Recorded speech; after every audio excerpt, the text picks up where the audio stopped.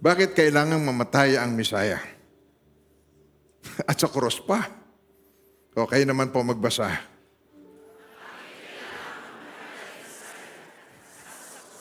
Ang Misaya ay Diyos. Bakit kinakailangan ang Diyos magkatawang tao, maranasan ang mamatay para sa iyo at para sa akin? At sa cross pa, sa isang kahiyahiyang kamatayan. At tinanggap niya ang lahat ng iyon para sa iyo at para sa akin. Kaya't muli, palakpakan natin ang Panginoon. At pwede na po kayo makaupo. At papaalala ko lamang po ang ating mga exit door. Ito po yung exit door. At doon sa likod, meron pa doon isa dito at meron tayong dalawa rito. Kung saan kayo malapit, kung sakali pong magkaroon ng emergency, magkaroon ng earthquake, huwag kayong matatakot. Sabihin mo sa katabi mo, huwag tayong matatakot. Nasa kamay tayo ng Panginoon sa araw na ito. Amen. At lagi niya tayong pinag-iingatan. Mahalaga po yung tayo alerto sa ating pong mga nais gawin. At bago po ako magsamula sa aking pong isi-share, gusto kong mapakinggan muna ninyo itong video recording na ito na patotoo kung gaano kabuti ang Diyos na nagbabago sa atin. Siya ay gusto niyang baguhin tayo, mabagong ating pananaw, ating pong panuurin. Sinungaling. Mamamatay tao. Malandi. Adik. Walang kwenta. Maninira ng pamilya. Magnanakaw. Hipokrita. Wala kang mararating. Sinungaling. Patapon. Walang kwenta. Hambog. Mangungutang. Maninira ng buhay. Dahil sa kanyang sakripisyo,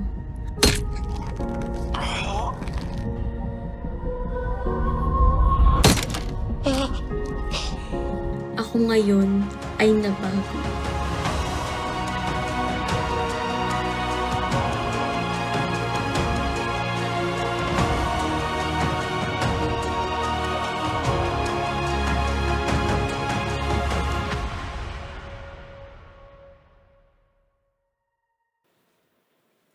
Yun po ay totoong-totoo sa buhay nila.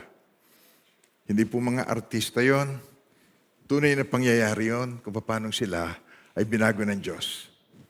Kaya po, sa araw na ito, hindi po ito yung katulad na maliit pa ako. Malaki ng pinagbago ng mundo. Noon, huwag kang tatakbo, patay ang Diyos. Huwag kang ngingiti, huwag kang kakain ng karne, marami tayong bawal dahil patay ang Diyos.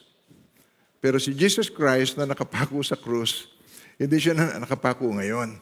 Siya ay buhay na, buhay, magpakailanman, at tayo'y pinagmamasta niya, at nais niyang tayo ay makalaya sa mga kahinaan natin na hindi natin mapagtagumpayan. So mula pa noon hanggang ngayon, ang cross, ito po ay nagdudulot ng controversy. Ibig ko sabihin po, ito ay nagdudulot ng maraming pagtatalo sa maraming tao na hindi nila maintindihan ang dahilan, bakit kinakailangan mamatay ang Diyos? Bakit kinakailangan ang Misaya maka-experience ng kamatayan? At dahil sa confusion ito, dahil sa sobrang confusion ng mga tao, ang cross ginawang palamuti. Ginawa na itong kwintas. Ang cross, ginawa itong panakot sa mga masasamang espiritu, dinidikit sa bahay, sa pintuan ng bahay, para hindi pumasok ang mga multo at aswang. Ito ginawa ng movie na pagka nakita ni Dracula yung cross, pagkakagatin niya yung leeg ng babae at may cross, siya matatakot sa krus. At mga tao kung ano-ano ang kanyang pananaw tungkol dito sa mga bagay na ito. At ang unang-una nasa inyong outline, tingnan ninyo po yan sa 1 Corinthians chapter 1 verse 23. Ay ganito po ang nasusulat, tingnan niyo po. Subalit ipinangangaral namin ang cross na ipinako sa krus. Tingnan niyo po. Subalit ipinangaral namin ang Kristo na ipinako sa krus na isang katitisuran. Ito po ay, ang tawag po doon ay stumbling block. Sa mga Hudyo, sa Jews, at sa mga Greek, foolishness. Ibig sabihin sa mga ang Greeks, dalawa ng klase ang kinikilalang tao sa Biblia. Pag ikaw ay hindi Hudyo, ikaw ay Gentile, ikaw ay Hentil. So, dalawang klase lang yan. Kung hindi Hudyo, Hentil. Isa pa. Kung hindi Hudyo, Hentil. Sa mga Jews, ito po ang sinasalarawan, pinipicture. Yung mga Jews na tinutukoy, ito yung mga religious sector, mga religious group. At ito ay ang sinasabi po salita ng Diyos, para sa mga Jews, ito ay stumbling block. O ito'y katitisuran, ito'y hindi katulad ng kanilang nakagisnan na pangunawa sa relihiyon na kanilang kinalakihan. At dito naman po sa mga Greek o dun sa mga Gentiles, ito po yung mga intellectual na para sa kanila, ang cross ay kahangalan dahil hindi nila nauunawaan. Kaya't ang mga tao, nag-iiba-iba ng kanilang mga pananaw na hindi naunawaan na 800 years na ginagamit ito ng mga Romans para parusahan ng mga criminals. Pinapako sa krus. At more than 600,000 na tao ang ipinako sa krus. Hindi lang ang Panginoong Jesucristo. Pakiulit nyo nga sinabi ko, hindi lang si Jesus. Ginagamit nila ito na ultimate na parusa sa mga criminals to deter. Para po ang mga criminal, warning na ganitong sasapitin mo pag ikaw ay criminal. Kaya, ito pong sa cross na ginagawang palamutik, kung iniisip ko lamang, kung ito kaya ay silya elektrika. So, ito ba ay isusuot mo? Nakakatuwa, pagka ang sinuot mo sa ginawa mong pendant ay silya elektrika. O kung ito ay lethal injection, so ito'y hiringgilya. So nakakatuwang tingnan na ikaw ay merong gintong hiringgilya na nakasabit sa leeg. Nanuwa ba sinasabi ko? Na sa kakulangan ng pangunawa, iba-iba ang ginagawa ng mga tao. Ngunit para sa mga humble. Yan, nakalagay sa inyong outline. Sa verse 24. Verse 24 ng 1 Corinthians. Ito po, tingnan ninyo. Ngunit sa kanila ng mga tinawag, maging mga Hudyo at mga Greek, anuman ang kanyang salinlahi, Jews o Gentile. Si Kristo ang kapangyarihan ng Diyos at ang karunungan ng Diyos sa kanyang lahat ng kapurihan. Amen po. Maging noong unang panahon hanggang ngayon, diablo man o tao, hindi niya matanggap at hindi niya basta maunawaan ang naghihingalong Misaya. Ang Misaya ay ang tagapagligtas. Tagapagligtas na naghihingalo, dugo-duguan na nasa cross. Hindi niya maunawa. Noon at hanggang ngayon, maraming tao hindi nakaunawa. Kung ano ang ibig sabihin itong dugo-duguang Panginoon, Diyos na nagkatawang tao at pinahirapan at nakapako at naghihingalo sa cross. Ang lahat ng pangyayari, tandaan natin, planado ito ng Diyos. Ulitin yung word na yun. Planado ng Diyos. Planado ng Diyos ang kapanganakan na pinagdiriwang natin. Nagsasaya ang buong mundo doon. Madaling tanggapin ang Christmas. Ang tawag na yun, pinalitan na yun ng Xmas at ginawang holiday season ang Christmas.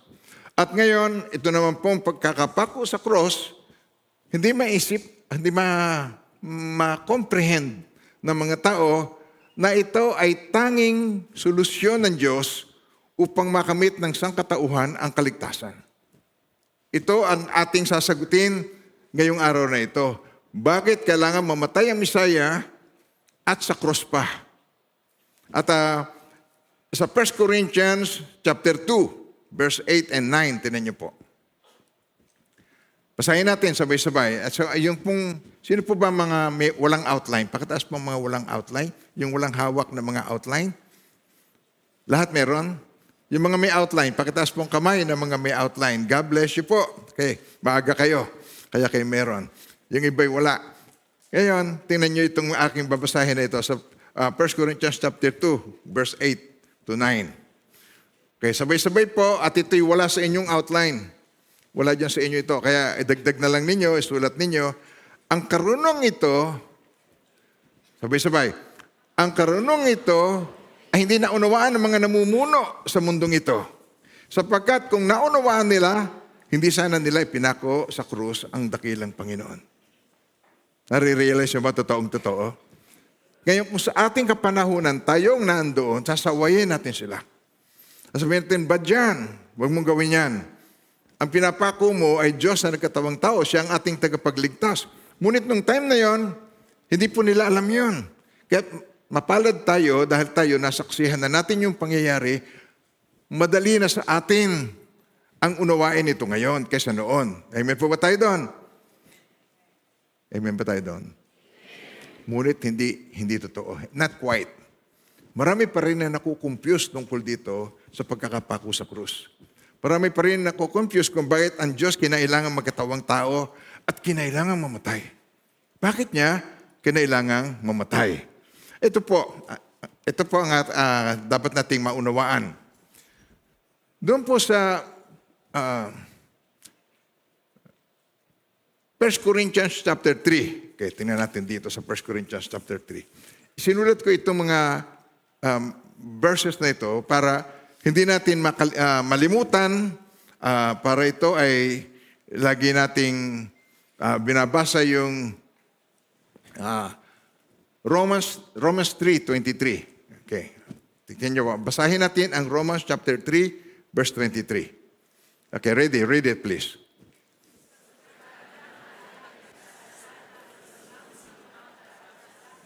Meron ba kayong nalalamang tao na hindi nagkasala? Meron ba tayong nalalamang mga tao na hindi naka-experience na makakommit ng kasalanan? Meron o wala? Wala. Sapagkat tama ang salita ng Diyos. Sapagkat ang lahat ay nagkasala at walang sino mang karapat-dapat sa paningin ng Diyos. All have sinned and fall short of the glory of God. Lahat ay nagkasala at walang sino mang karapat-dapat sa paningin ng Diyos. At sinabi rin sa salita ng Diyos, sa Romans 6:23, the wages of sin. Tinan niyo po. Sabi rito sa Romans 6:23, for the wages of sin is death, but the gift of God is eternal life through our Lord Jesus Christ. Kaya dito po sa ating titingnan ngayong umaga na ito, ating pong uunawaing mabuti at ating pong iintindihin at lalo nating ma-appreciate ang kamatayan at muling pagkabuhay ng Panginoon. Ang ating mensahe ngayong umaga ay hindi isang mahinang mensahe. Kaya ito ay sinikap namin lahat, isang team, na buuin ito at sikapin na magkaroon tayo ng isang mensaheng worth na itago ninyo at ishare ninyo sa mga taong hindi pa nakakaunawa. Sapagkat ang lagi nating nakikita at naririnig ay yung 7 palabras. Sino nakakatanda ng 7 palabras? 7 last word. Okay, tinan niyo po. Laging sinasabi, binabanggit, pero hindi natin yung ma-memorize kung ano yon. Ang mas maganda sa tingin ko ay unawain natin ang kahulugan. Bakit siya namatay? Ba't kailangan siyang mamatay? At yun ay para sa iyo at para sa akin. So hayaan mo nga mensahe ngayong araw na ito, mangusap sa iyong puso. Ang message na ito ay iyong kilalanin, unawain, at panatiliin mo. At nang sa ganon, matapos ang ating pagse-celebrate na ito ng pag-alala sa kamatayan na ginawa ng Panginoon para sa atin, hindi natin malimutan na mahal na mahal na mahal tayo ng Panginoon. Sabi mo sa katabi mo, mahal na mahal ako ng Panginoon. Ang kamatayang ito ay hindi natapos sa cross, hindi siya namatay. Sa ikatlong araw, siya'y muling nabuhay upang mabuhay magpakailanman at patuloy na manalangin para sa iyo at para sa akin. Ang magandang makita natin dito ay anong kahalagahan nito sa akin? Ulitin yung word na yun. Anong kahalagahan nito sa akin? Anong significance? Anong significance ng kamatayan niya sa cross para sa akin personally? At yun ang ating titingnan. Ito po, ang unang-una ay ito. It is to prove He was the Son of God. Yun ang number 1. Titingnan natin yung tatlong bagay, tatlong katugunan. Bakit kailangan mamatay ang Mesiah sa cross? Kailangan mamatay ang Mesiah at sa cross pa? Ang una, to prove He was the Son of God. Ang pangalawa, at tingnan dito sa inyong outline. Sabay-sabay, basahin natin. Upang bayaran ang lahat ng ating kasalanan. Hindi iilan, hindi kakaunti. Lahat. At ang pangatlo, upang tayo ay bigyan ng kapangyarihan na maging victorious, maging mananagumpay sa ating buhay. Kaya ngayon pa lamang, palakpakan na natin ang Panginoon sa kanyang kabutihan. Dito sa Romans chapter 1 verse 4, ang sabi ganito po, at ipinahayag na anak ng Diyos na may kapangyarihan ayon sa Espiritu ng kabanalan, ulitin niyo yun, Espiritu ng kabanalan, sa pamamagitan ng pagkabuhay muli mula sa mga patay. Sa pamamagitan ng pagkabuhay mula sa mga patay na ito'y si Jesus Christ, si Jesucristo na Panginoon nating lahat. Kaya dito, ang una nating titingnan, ito po, to prove that He was the Son of God. Sapagkat maraming mga tao hanggang ngayon confused kung sino si Jesus. Nung si Jesus minsan naandun sa Pilipo, sa Cesarea, ay tinanong niya ang kanyang mga alagad, sino raw ako ayon sa mga tao? Ang tanong niya. At sumagot ang kanyang mga alagad, ang sabi po ng ilan, kayo raw po ay si John the Baptist, Juan Bautista. Ang sabi ng ilan, kayo po ay si Elijah o si Elias. At may nagsasabi, kayo si Jeremiah at kayo ay isa sa mga prophets. Ang lahat ng yan ay tao. Itong si John the Bautista, si Elijah, ito po, tingnan niyo, si Elijah, at ito, ang kinasabi, Jeremiah, ang lahat ng yun ay tao. Hindi tinanggap ni Jesus ang lahat ng yun sapagkat siya ay hindi tao lamang. Si Jesus ay nagkatawang tao. Ulitin niyo po yung sinabi ko. Kaya sabi niya, ang ilan po, sabi kay si John the Baptist. Ang ilan, ang sabi nila, kay si Elijah. Ang sabi ng ilan, kay po si Jeremiah o isa sa mga prophets. Binalingan niya kanyang mga alagad. Ang alagad ay yung kanyang followers. Ang sabi niya, at kayo naman, sino ako? Sino ako para sa inyo? Pwede mo sabihin sa katabi mo, sino nga ba si Jesus sa akin? Yung pagkakilala mo, kung paano mo kinilala si Jesus, gayon ang lalim ng iyong commitment, gayon ang lalim ng iyong pagtitiwala, gayon ang lalim ng iyong pananampalataya, ayon sa iyong pagkakilala kung sino si Jesus. Kaya nung sinagot siya, kayo po ang Kristo, ang anak ng Diyos na buhay, doon niya kauna-unahang binanggit ang church. Mapalad ka, sabi niya, Simon, si Peter, sabi niya, Simon na anak ni Jonah, sabi niya. Sapagkat ang katotohanan ito'y hindi inihayag sa iyo ng sino mang tao, kundi ng aking amang nasa langit. Sino sa inyo rito ang naniniwala na si Jesus ay Diyos? Pakitaas po ang kamay. Iyon ang sinasabi niya. Hindi ang naghayag niya sa tao. Kahit sino magsabi sa tao, pero kung kinikilala mo si Jesus na siya ay anak ng Diyos, sabi niya, hindi tao ang naghayag niya sa iyo, kundi ang aking ama na nasa langit ang naghayag niya sa iyo. At sinasabi ko sa iyo na ikaw ay Pedro, at sa ibabaw ng batong ito, you are Peter, and upon this rock, I will build my church. Ikaw ay Pedro, at sa ibabaw ng bato, itatayo ko ang aking ecclesia. Ang ecclesia ay tinawag. Mga tinawag. Sabi niyo word na yun, ecclesia. Galing sa dalawang word, two words, ekkaleo.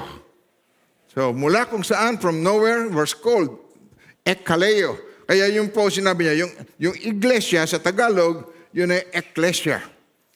Okay yun, sabi niya rito, at hindi makapananaig sa kanya ang kapangyarihan ng kamatayan o sa wikang Grego, Hades. Hindi ito makakapanaig sa kanya, the gates of Hades.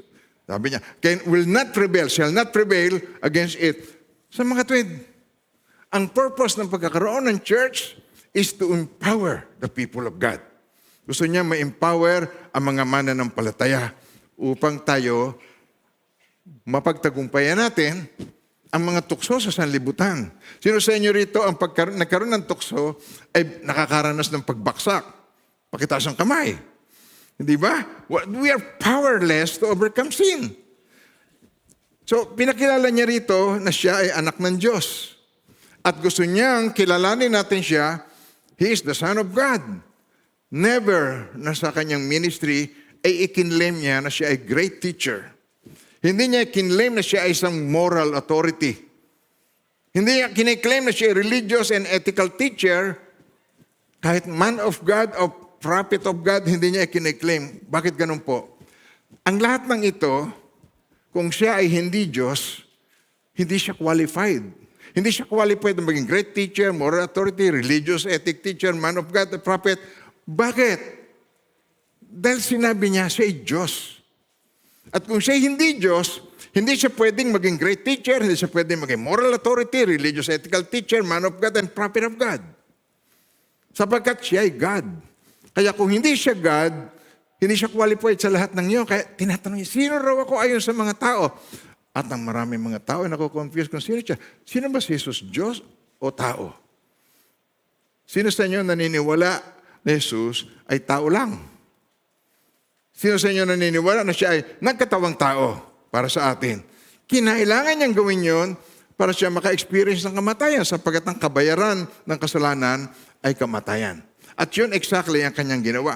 Kaya lahat ng itong sinabi niya, hindi siya qualified dito kung hindi totoo na siya ay God. At pinatunayan niya yon. At maraming mga tao, tingnan niyo po, nag-claim. Hanggang ngayon, nakakulong pa nga kine-claim na siya ang God. Kine-claim na siya ang anointed one. Nakukuha niyo sinasabi ko? Yon ay pinrapisay na sa Bible na marami ang magpapanggap. At kung hindi natin alam ang truth, hindi mo maintindihan. Kung ang alam mo ay partly truth, ay hindi mo alam ang truth, maaari ikaw ay makonfuse. At sa araw na ito, gustong isiruin ng Panginoon sa ating lahat kung sino talaga si Jesus. Dito sa Acts chapter 1 verse 3, ating pong mabasahin itong mga patotoo proof na si Jesus Christ ay Son of God. Dahil walang sinumang person na nagsabi na ako ay mamamatay. Si Jesus lang ang nakapagsabi noon, ako ay may kapangyarihan na ialay ang aking buhay at may kapangyarihan din ako na ito'y ibalik. Maraming gumaya pero naialay niya ang buhay. Madali ang mamatay pero hindi madali ang ikaw ay mabuhay muli. At yun ay pinrove ng Panginoong Jesucristo sa Acts chapter 1 verse 3. Isinulat ito at ito ay nasa history. Pagkatapos na siya magdusa, ay buhay siyang nagpakita sa kanila sa pamagitan ng maraming mga katunayan. Nagpakita siya sa kanila sa loob ng 40 araw at nagsalita ng mga bagay tungkol sa kaharian ng Diyos. Kung natatandaan niyo yung prayer, your kingdom come. Ulitin niyo yun. Your kingdom come. Your will be done on earth as it is in heaven. Ang kanyang purpose ay kingdom of God introduce sa mga tao. Na tayo ay merong king sapagkat kung may kingdom, merong king at merong domain. Kung merong king, ay merong kaharian. Kung may hari, ay merong kaharian. At wala nang iba kundi ang Panginoong Jesucristo. Gusto niyang tayo ay pagharian ng Panginoon. Amen po. Kaya dito, pagkatapos na siya magdusa, buhay siya nagpakita at pinamalas niya ito 40 days. Nakasama niya ang kanyang mga alagad. Yung kaya siguro, kaya pag 40 days nagpapansit. Kaya siguro ngayon, pag 40 days nagpapansit ng mga tao, dahil, bakit ka ba nagpapansit? 40 days ni Lolo, ni Tatay, 40 days. Dahil si Jesus, 40 days na nagpakita at dito, nangusap siya tungkol sa kaharian ng Diyos. Actually, nakipag-breakfast siya sa kanyang mga disciples. At isinulat yun. At nakipagkita siya sa 500 people. At yun ang reason kung bakit napakarami doon sa Jerusalem noong panahong yon ang kumilala sa Panginoong Jesucristo. Ang estimate, mga over 125,000. Napakarami ang naniwala sa Kanya. Kaya sa ating kapanahunan ngayon, tayo ang gagamitin ng Panginoon sa pagkilala sa tunay at dakilang Diyos na namatay para sa iyo at para sa akin. Walang religion. I'm not talking about religion, pero walang religion na mayroong nagsabing, ako'y mamamatay, at pagkatapos sa 3 araw, ako'y muling mabubuhay, at pagkatapos nagsabi, hindi ko kayo iiwan nangungulila, I will not leave you nor forsake you, I am with you till the end of the day. Ako'y kasama ninyo hanggang sa muling sandali, at ang Panginoong Jesucristo lang ang pwede magsalita at nagpatotoo noon, sapagkat siya ay Diyos. Amen po. So ano yung number one reason kung bakit siya ay kinailang Mesayas, kinailang mamatay at muling mabuhay at sa krus pa?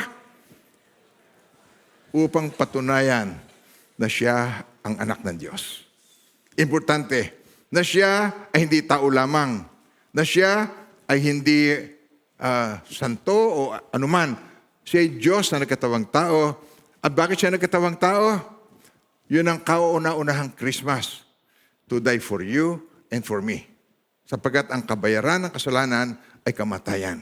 Ngunit ang kaloob ng Diyos ay buhay na walang hanggan sa pamamagitan ni Jesucristo na ating Panginoon sa kanyang lahat ng kapurihan. Amen po. Dito po, sa pangalawa, ating titingnan. Bakit kinailangang mamatay ang Mesayas at sa cross pa? Upang bayaran ang lahat ng ating kasalanan. Sabay-sabay.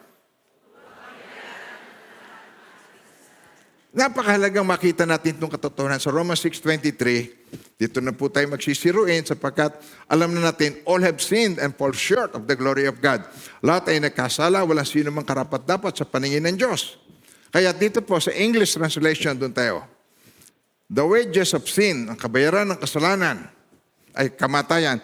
The wages of sin is death. But the gift of God, gift, ulitin yung word na yun, gift.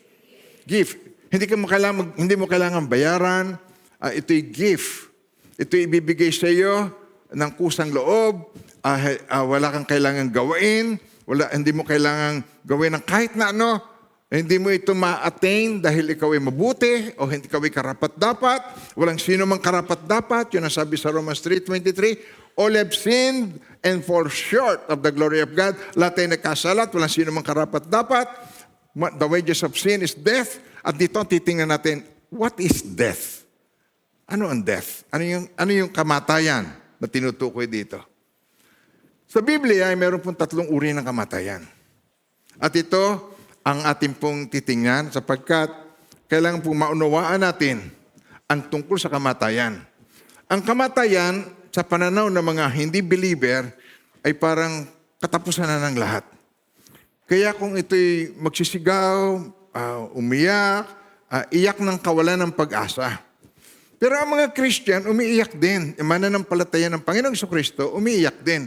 Pero umiiyak siya nang walang iniwan sa isang kamag-anak o mahal sa buhay na pupunta sa Amerika, o pupunta sa ibang bansa para magtrabaho, para mapadalhan siya ng balikbayang box. At ngayon, yung iyak na yon, siya ay nalulungkot dahil matagal niya hindi nakikita. Amen ba tayo doon? Hindi masama ang umiyak. Hindi masama ang iyakan mo, ang iyong mahal sa buhay na mayapa, lalo na't kung ikay mananampalataya. Pero yun ay iyak na alam mong mamimiss mo siya. Hindi na siya makakabalik sa atin, pero tayo ay pwedeng makapunta sa Kanya. Meron na tayong passport. Ang mga mananampalataya ay merong passport, makakarating na siya sa Kanya. Kung saan siya dadalhin ng Diyos, dahil siya mananampalataya, dadalhin ng Diyos ang lahat ng mananampalataya. Dito, yung 3 kamatayan, ito po, titingnan natin dito sa figure. Nung nilikha tayo ng Diyos, kalarawan ng Diyos. So ang Diyos ay espiritu. Kaya't ang kanyang spirit, nilikha niya, ang tao ay body and soul nung una, kumuha siya ng alabok, at hinubog niya ang tao, at hiningahan niya mga butas ng ilong ng tao, at ang tao ay naging kaluluwang buhay. Yung hininga ng Diyos sa wikang Hebreo ay ruach. Ang ibig sabihin ng ruach ay spirit na inilagay niya sa tao. So, ang pagiging kalarawan natin ng Diyos ay through impartation. Sabi niyo yung word na yun, impartation. Impart. In-impart niya sa atin yung nature, holy nature of God. But one thing is missing. Ang kulang sa atin ay ang holy character of God. At ang character ay matututunan lang natin kung tayo ay marunong sumunod. Katulad din ng inyong mga anak. Alam niyo yung mga bata, pagka nagpupunta sa handaan, pagkatapos itong mga batang ito ay napakalikot, walang galang, tapos hindi nangungupo sa mga tao. Ang sasabihin ng mga tao, itong batang ito parang hindi tinuturuan ng magulang. Gitil na gitil pa. Ganon din ang isang mananampalataya, yung sinasabing naniniwala sa Diyos, pero walang godly character. Gusto ng Lord na magkaroon ng godly character. Kaya dinala niya ito sa garden upang bigyan siya ng instruction ng pagsunod. Meron diyang 2 bungang kahoy, isang puno, tree of knowledge at saka tree of life. Sabi niya, ang kainin mo yung tree of life. Huwag mong kakainin yung tree of knowledge. Oras na kainin mo yung bungang yon, ikaw ay mamamatay. Alam na natin ang story, kinain niya, hindi ba? Nalaman na natin yon. At nung kinain niya yon, dito nag-separate ang spirit. Yung separation na yon, ang tawag doon ay spiritual death. Ulitin yung word na yon. Yon ang unang kamatayan na dinanas ng tao. At ang pangalawang mararanasan niya, magsisimulang tumanda ang tao. At ito yung physical death. Ang physical death, separation of the soul from the body. Oras na ikaw ay tumigil sa paghinga, at yun ay certain, sigurado yun. Walang makaiiwas sa atin yun. Isang araw, titigil sa pagtibok ang puso mo. Pag tumigil ang circulation ng blood, life is in the blood. Pag tumigil ang circulation ng blood sa iyong buhay, magse-separate ang iyong soul. Ang tawag natin doon ay physical death. Ulitin yung word na yun. Physical death. At oras na mamatay ka, sabi sa Hebrews 9:27, it is appointed for man to die once. Itinakda na ang tao ay minsan mamatay. At pagkatapos noon ay paghuhukom, judgment. So, ang tao ngayon, ang tawag dito ay eternal separation. So ano yun? Tatlong uri ng kamatayan? Spiritual, physical, eternal. Ang eternal, tuluyang paghihiwalay. At yan ang hindi gusto ng Lord, ang total separation na yun. Merong remedy sa physical separation. Kailangan ang tao, para mabalik sa kanya ang spirit, kinakailangan tanggapin niya ang Panginoong Jesucristo na nagkatawang tao. Dati empty, oras na ito tumanggap sa Panginoong Jesucristo, babalik ang Holy Spirit sa kanya, and then teaching begins. Doon magsisimula ang magkaroon ng buhay at ibalik muli ang dating purpose ng Diyos sa buhay ng isang tao. Alam niyo, pag nabubuhay tayo ng walang purpose, walang direction, ang buhay walang latoy. Sabi niya, walang latoy. Paikot-ikot lang ang buhay, nakakabagot ang buhay. Ang mga tao na hindi niya alam ang kanyang purpose, kung ano-ano ang nagagawa. Dito na imbento ang mga bisyo. Doon na imbento ang sugal. Doon na imbento ang drugs, alak, sigarilyo, kung ano-ano pa. Sapagat ang tao ay nababagot sa kanyang buhay. Ngunit kung merong purpose ang isang tao, ang kanyang buhay ay fulfilled. Ang kanyang buhay ay merong fruitfulness. Sabi niyo, word na yun, fruitfulness. Kahit gaanong karami ang yaman ng isang tao, makamit man yan lahat, walang fruitfulness ang buhay. Hindi mo ma-experience yun. Ako, hindi ko na-experience, maliban na nung tinanggap ko ang Panginoong Jesucristo, na ngayon nagsiserve ako sa Kanya, wala nang pinakamasaya sa buhay ko, kundi ngayon, na ako ay tumanggap sa Kanya. So, para maibalik ito, mga minamahal ng Panginoon, if ever na masolusyonan ng Diyos ang tungkol sa sin, it got to be God's way. Hindi pwede yung man's way. Kahit anong gawin ng tao pag ito'y empty, at ito ay merong hinahanap, meron siyang emptiness. Kahit anong gawin niya, hindi siya makapunta sa God. Kahit anong religion, hindi makaabot. Kahit ano makamit niya, pinapalitan niya ito ng substitute, tao o bagay, success story, hindi pa rin ito makaabot. Wala siyang fulfillment. At ang only solution, it got to be God's way. Kaya ang sabi ni Jesus, I am the way. Ako ang daan, ang katotohanan at buhay. I am the way, the truth, and the life. It got to be God's way. Dito sa Hebrews chapter 10, verse 5 to 7, paliliwanag ko pa. At tingnan po natin dito. Sabagat noon, nung ako, hinahanap ang meaning ng buhay. Pagka birthday, inuman. Pagka Christmas, inuman. Pagka bagong taon, inuman. Lahat na lamang, yun ang ginagawa ko. Hindi ko malaman kung paano ko isa-celebrate. Ngayon, ang celebration, pinupuri ang Diyos, tayo po ay ang presensya ng Diyos na experience, at meron kang peace, meron kang love, meron kang joy sa puso. At naalam ko na na-experience ninyo yun. At yung mga first time po, huwag kayong malungkot, ma-experience din ninyo yun, maya-maya lamang. Therefore, sabi rito, when He came into the world, nung si Jesus ay nagkatawang tao at ipinanganak, at He came into the world, He said, sabay-sabay po, sacrifice and offering you did not desire. Isa pa. But a body you have prepared for me. Naganda siya ng katawan. Sabay-sabay, basahin po natin yung naka-highlight na yun. But a body, ready. Okay, read. But a body you have prepared for me. Kaya, ang spirit, nagkaroon ng nagkatawan tao, at ginamit po si Mary.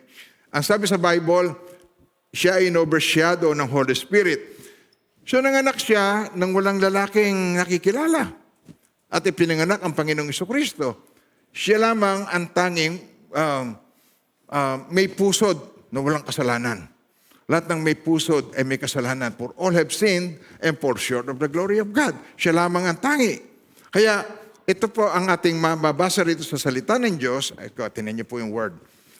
Then, sabay-sabay, basahin natin ulit. I-explain ko maya-maya lang. Therefore, when He came into the world, He said, sacrifice and offering you did not desire, but a body you have prepared for me. In burnt offering and sacrifices for sin, you have no pleasure. Then, ito pa, I said, ito sinabi niya, behold, I have come in the volume of the book. It is written of me to do your will, O God. Ulitin nyo, basahin nyo po. Kayo mo naman magbasa. Okay, ready? Read.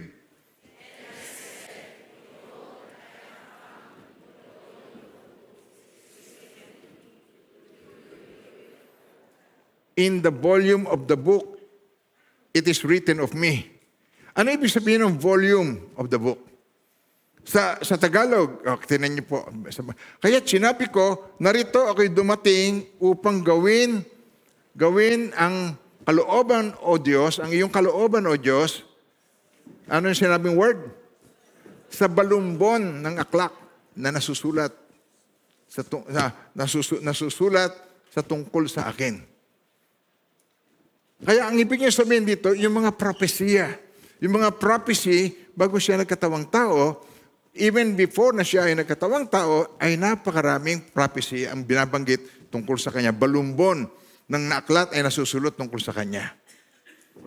At ito po, yung tungkol dito sa para gawain ang kanyang kalooban, noong unang panahon, pinakita ng Panginoon kay Moses ang tabernakulo na pinakita yung pattern sa langit.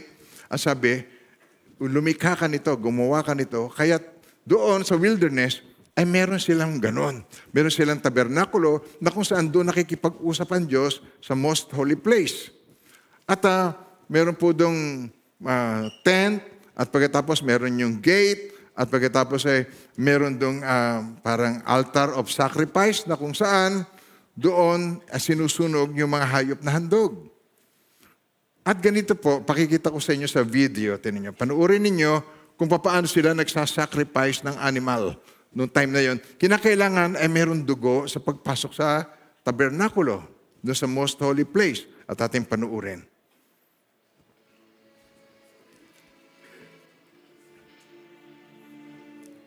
Chechekin ngayon siya ng saserdote o ng pare. Kailangan ito'y perfect sacrifice. At pagka-check, yung ngayong mama na may kasalanan, papatong ng kanyang kamay, at lahat ng kanyang kasalanan, pupunta doon.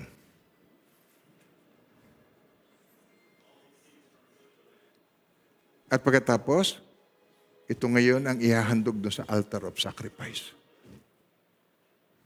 Yun po ay symbolic ng Panginoong Jesucristo. Gigilitan siya, kukunin ng dugo, at ihahandog siya dito sa altar of sacrifice. Symbolic. But, hindi sapat yun. They have to do it yearly. Kailangan taon-taon, mariremind, taon-taon gagawin. Kaya't, ang ginawa ng Panginoon na ito, ang totoo nun, yung ginawa ng Panginoong Jesucristo na nagkatawang tao, ito po ay total forgiveness of sin sa mga mananalig sa Kanya. Total forgiveness. Ulitin yung word na yon. Sabi sa Colossians, chapter 2, verse 13, at kayo mga patay dahil sa inyong mga kasalanan at sa di pagtutuli ng inyong laman o ng puso, ay kanyang binuhay kayong kasama niya. Nang ipinatawad niya sa inyo ang lahat ng kasalanan. Sabi niyo, anong pinatawad? Lahat ng kasalanan. Sa verse 14, Kayo magbasa. Pinawalang bisa, isa pa. Pinawang bisa ang lahat ng kasulatan laban sa atin, pati pananagutan. Kaugnay nito, pinawi niya ang lahat ng ito nang ipako siya sa krus. Hindi mo napakadakila ng pag-ibig ng Panginoon. So yung symbolic na yon, na may animal sacrifice, na pagka inilehans mo siya, yung iyong kasalanan napunta sa Kanya. Na ngayon, ang kailangan nire-request sa atin ng Panginoon ay napakasimple, humility, magpakababa tayo. Kilalanin natin ng Lord, hindi ko po kayang iligtas ang aking sarili. Ay ako pinagpapasalamat na isinugo mo ang tagapagligtas, ang kordero ng Diyos na nag-aalis ng kasalanan ng sanlibutan. Sabi sa Romans chapter 8, verse 1 to 3, ganito. Kaya nga, okay, sabay-sabay po ating basahin. Tinan niyo po yung word na yon. Kaya nga, parang ito ay ipinagmamalaki mo. Kaya nga. So, isa pa. Hindi nahatulang maparusahan ang mga nakipag-isa kay Kristo Jesus. Wala na ako sa ilalim ng batas ng kasalanan at kamatayan. Law of sin and death. Yung word na yun. Law of sin and death. Batas ng kasalanan at kamatayan. Sapagkat pinalaya na ako ng batas ng Espiritu nagbibigay buhay, bunga na ang pagkipag-isa kay Kristo Jesus. Nung nakipag-isa tayo, meaning, siya ay naghihingalo sa krus at pagkatapos nung tanggapin natin siya, bilang Panginoon at tagapagligtas ng ating buhay, ang kasalanan natin napunta sa Kanya. Kung paano yung sa Old Testament na ipinakita sa atin, yung practice na yon, every year nilang gawin. Ginagawa nila yon every year. Pero ngayon, siya na ang gumanap. Siya na ang kordero ng Diyos na nag-aalis ng kasalanan ng sanlibutan. Napakabuti ng Lord. Amen po. Amen po tayong lahat. Kaya ginawa, bakit nangyari ang lahat na ito? Wala na ako sa ilalim ng batas ng kasalanan at kamatayan. Sapagkat pinalaya na ako, sabi niyo word yan, pinalaya na ako ng batas ng Espiritong nagbibigay buhay, bunga ng pagkipag-isa, yun ang yung resulta o resulta ng aking pagkipag-isa kay Jesus Christ. Kaya yung ating kasalanan napunta sa Kanya. Bakit kinakailangan mangyari yun? Yun ang ating tanong eh. Bakit kinakailangan mamatay ang Mesayas? At sa cross pa. Ginawa ng Diyos ang hindi nagawa ng kautusan dahil sa ating likas na kahinaan. Sabay-sabay po. Ginawa ng Diyos ang hindi nagawa ng kautusan dahil sa likas na kahinaan ng tao. Dahil sa aking likas na kahinaan. Ulitin niyo yun. Ginawa ng Diyos ang hindi ko nagawa dahil sa aking likas na kahinaan. Sinugo niya ang kanyang anak, saan yun ang taong makasalanan, at saan yung yun, hinatulan niya ang kasalanan. Ang kasalanan ko, nahatulan na kay Jesus kung tinanggap ko siya, kung nakipag-isa ako sa Kanya. Yun ang keyword. Makipag-isa tayo sa Kanya, ang kasalanan natin ay napapunta sa Kanya. Nung siya ay hindi pa ipinapako sa krus, ang laging sinasabi ng Panginoong Kristo, siya ay aking Ama at inyong Ama, aking Diyos at inyong Diyos. Ngunit nung siya ay naghihingalo na, nung siya ay malapit ng mamatay sa krus, nung siya ay hilong-hilo na at malapit ng malagutan ang hininga, sabi niya, Diyos ko, bakit mo ako pinabayaan? Eli, Eli, lama sabachthani, sa kanilang wika. Eli, Eli, lama sabachthani. Diyos ko, bakit mo ako pinabayaan? Nagkaroon sila ng separation. Hindi ba yung sin na nagse-separate? So, yung ating sin, nung time na yon, napapunta sa Kanya. Lahat ng kasalanan ng mundo, napapunta sa Kanya. Kaya, sabi niya, bakit mo ako pinabayaan? Salita yon ng hindi mananampalataya, salita yon ng makasalanan. So biglang naging makasalanan ang Panginoong Kristo sa oras na yon. Nagkaroon sila ng separation ng Father God.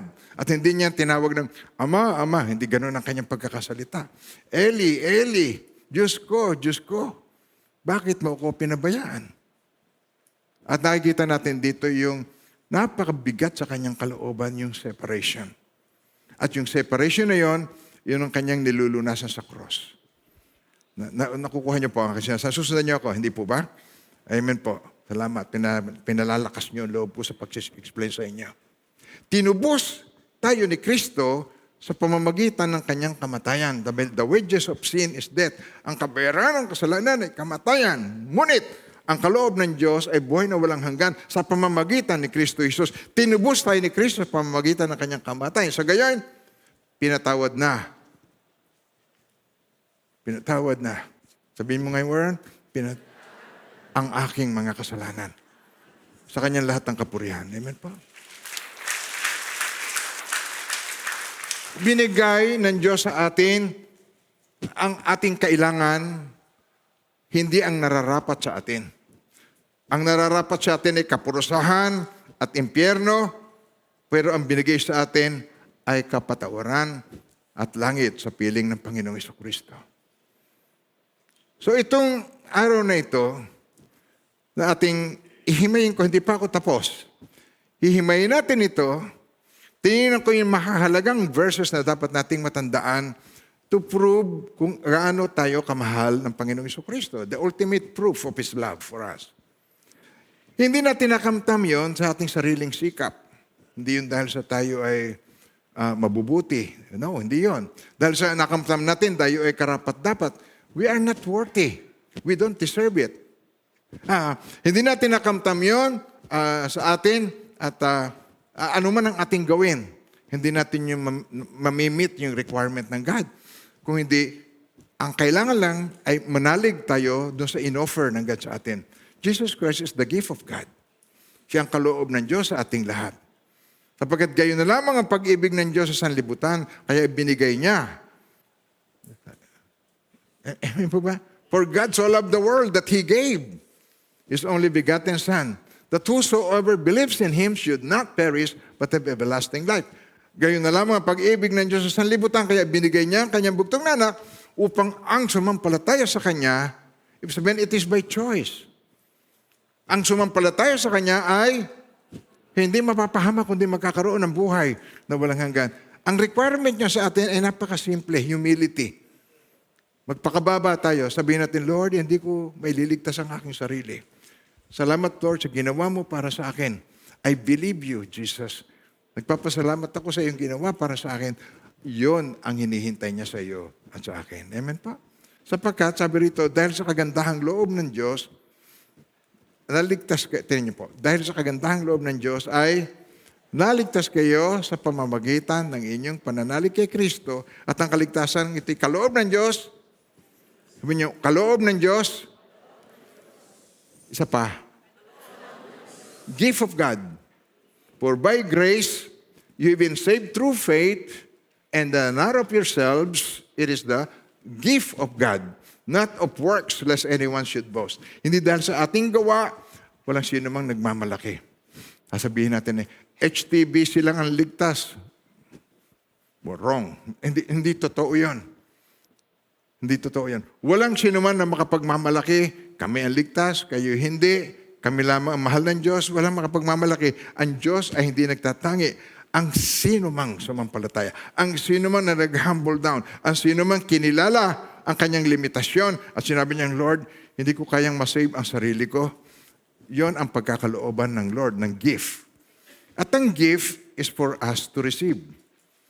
Useless ang gift if you will not receive the gift. Amen po ba tayo? So, ulitin yung word na yun. Useless ang gift if you are not going to receive it. Bali wala kung hindi mo tatanggapin ang gift. Kaya, yung gift, pag tinanggap mo, nagpakababa ka sa Diyos. At inamin mo, Lord, I cannot make it without you. Hindi ko kaya. Wala. Jesus Christ is the only way. He is the way. Hindi siya a way.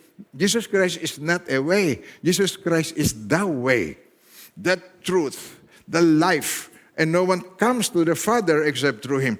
Siya lamang ang daan, ang katotohanan, ang buhay. Walang makapupunta sa Ama, kundi sa pamamagitan niya. Kahit lilinawin ko po, ng ating salvation is by the grace of God na nung tinanggap natin, kinilala natin yon, ipinagkaloob sa atin ng Panginoong Jesucristo ang buhay na walang hanggan. Sa Galatians 2:21 ay ganito po ang nasusulat, hindi ko mapapawalang kabuluhan ang kaloob o yung gift of God. Hindi ko mapapawalang kabuluhan, hindi ko isipin na baliwala ang kaloob. Kung ang tao ay pinapawalang sala sa pamagitan ng kautusan, sabihin, si Kristo walang kabuluhan ng pagkamatay sa cross ng Kalbaryo. He died in vain. Sa sa English, tinan niyo po, I do not set aside the grace of God. For if righteousness comes through the law, then Christ died in vain. So, mahalagang makita natin doon na it takes humility. God made it so simple for you and for me. Ginawang simple ng Diyos ang ating kaligtasan. Hindi tayo dapat magmalaki, kundi tayo dapat ay magpasalamat. Hindi tayo dapat nagluluksa, kundi tayo dapat ay nagse-celebrate. Sapagkat yun ang ultimate proof ng God na tayo ay mahal na mahal na mahal ng Diyos. Amen po. Nung si Jesus, when He died at the cross for you and for me, it showed two things. Ito, meron siyang dalawang pinatunayan sa atin. He showed two things. He showed how much forgiveness cost. Totoo, wala kang kailangan gawin. It is a gift. Kailangan mo lang itanggapin. Pero napaka-expensive. It costs life. Buhay niya. Para ang God, ang manlilikha ay naging nilalang. Siya ang lumalang, nagmistulang siyang nilalang. He died for you and for me. Ang God na hindi nakaka-experience ng kamatayan, naka-experience siya ng kamatayan. Upang patunayan lang sa atin na tayo ay mahal na mahal. Alam nyo, ang ating natitira sa atin, i-share natin yung ating hope ng ating faith. That is the hope of my faith. Yun ang pag-asa ng ating pananampalataya. So ito ang makikita natin doon. Makikita natin sa ating buhay. Maraming mga tao gusto mag-commit ng suicide, nawawalan siya ng pag-asa. Maraming mga tao na nasisiraan na ng loob na mag-move on. Pagka siya na-disappoint, na-discourage siya, yung expectation niya hindi nangyari sa kanya, ang nangyayari sa kanya, naiisip niya na hindi siya mahal ng Diyos, ang buhay niya ay worthless. Pero ang sagot ni Jesus, no. You are not worthless. You are precious to me. You are priceless. At ang kanyang buhay, ang binigay niya sa iyo at para sa akin, sa kanyang lahat, ang kapurihan. Kaya, hindi ninyo ako mabe-blame kung bakit ako'y nagkakaganito. Hindi ako mabe-blame ng aking mga kapatid kung bakit ako'y nagkakaganito. Hindi nila ako mabe-blame kung bakit hindi ako samasamang mag-tour sa kanila, mag-cruise, sumama, walang tigil. Sa loob ng 1 taon, 2 beses itong namamasyal ang aking mga kapatid. Kahit ako imbitahin nila, hindi ako makapag-join sa kanila. Dahil kailangan sundin ko ang pinagagawa sa akin ng Panginoon. Ang ibahagi sa mga tao ang kanyang kadakilaan. Upang lalo pa nating kilalanin siya, mahalin natin siya, at tayo man ay maging patotoo para sa maraming tao na hindi nakakakilala sa Panginoon Kristo. It takes faith to be saved. It is not works but faith to be saved. Amen po? Work follows faith. Ang pananampalataya mo, kailangan makita sa iyo. But it is not by works but we are saved. It is by faith. For by grace, you have been saved through faith in Jesus Christ. For by grace you have been saved through faith, and that not of yourselves, it is the gift of God, not of works, lest anyone should boast. Kaya sabi ni Jesus, ganito kita kamahal. Nakabuka ang kanyang kamay, nakapako. Ganito kita kamahal. Dugo-duguan ang Panginoon at sinasabi niya, gugustuhin ko pang maranasan ang kamatayan kaysa ako nabubuhay ng eternal nang hindi kita kasama. Kaya yung mga tao na nagbabaliwala sa pagbabasa ng Bible, nagbabaliwala sa panalangin, mahal na mahal ka ng Panginoon. Gusto niyang ikaw ay mag-grow. Gusto ng Panginoon na ikaw ay makita sa iyo, mag-manifest sa iyo ang love ng Panginoon at maabot mo yung marami pang hindi nakakakilala sa Kanya. Why?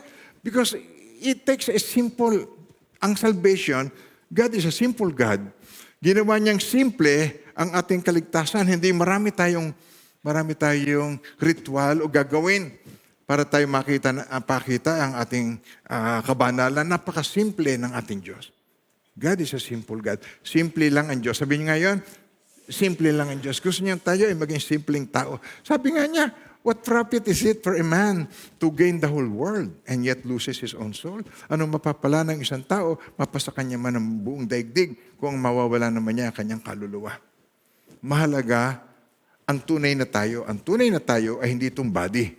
Itong body na ito, natatandaan nyo nung COVID. Hindi mo na makikita, pag ito'y namatay sa COVID, nasa urn. Nandun ka na lamang kung medyo nagtitipid pa yung kamag-anak mo, nandun ka na lamang sa lata ng kape, naiuwi ng mga balikbayan. Naandun ka na lamang para hindi ka na magbayad ng mahal. Nakukuha niyo ba sinasabi ko? Tayo alabok lang, sa alabok nagmula, sa alabok patutungo. At pinahalagahan natin masyado ang katawan na ito na sa Diyos, ang mahalaga sa atin ay tayo na naninirahan dito temporarily. Amen po, mga minamahal ng Panginoon. Jesus Christ paid it on the cross. Binayaran tayo ng Panginoong Jesucristo. Noong minsan, naglalakad si Jesus one day. Nandun siya, nakita siya ni John. Sabi niya, "Behold, the Lamb of God who takes away the sins of the world." And looking at Jesus as he walked, he said, "Behold, the Lamb of God." Isang araw, sabi niya, kinabukasan nakita ni Juan, si Jesus, lumapit sa kanyang sinabi, "Narito ang kordero ng Diyos na nag-aalis ng kasalanan sa sanlibutan." Sabay-sabay, sabihin niyo po yan. Kordero ng Diyos na nag-aalis ng kasalanan sa sanlibutan. Isa pa. Si Jesus, ang kordero ng Diyos na nag-aalis. Yung kordero na nakita natin kanina na akay-akay, symbolic. Kordero ng Diyos na nag-aalis ng kasalanan ng sanlibutan. At ito po, para sa mga religious people, doon sa 1 Corinthians 1:23, to the Jews, stumbling block. And to the Greek, foolishness. Ano yan? Symbolic ng dalawang klase ng tao. Religious and philosophical, yung intellectual. So the Jews, the religious, and the Greeks, the intellectual. Which one are you? Nandun ako sa humble. Sino sa inyo nang gusto mag-humble down sa Panginoon, pakitaas ang kamay. That is the only way to go up, is to go down to your knees. To humble your life to the Lord. Yun lang ang way. Not even coming to the church. Not even being a member of Holy Trinity Bible Church. Wala pong string attached. Hindi kayo inimbitahan, dalhin dito, pakinggan ninyo ang tungkol sa Good Friday. Isang masamang balita, ang Biyernes Santo. Ba't ba ganyan ang pagmumukha mo? Mukha kang Biyernes Santo. Natatandaan niyo yan? Pagka ang mukha ay nakalungkot na lungkot, bakit parang ikaw ay Biyernes Santo? Kasi ang Biyernes Santo ay parang malungkot. But I'm telling you, it is a celebration. This is the ultimate proof that God loves us. Purihin natin ang Panginoon. Amen po? Now, ano ito yung ginawa niya? Siya ang kordero ng Diyos na nag-aalis ng kasalanan ng sanlibutan. Ano itong ginawa niya? Sa Hebrews chapter 10, verse 10, in-explain pa sa atin. At gusto ko itong malinawan natin ng gusto.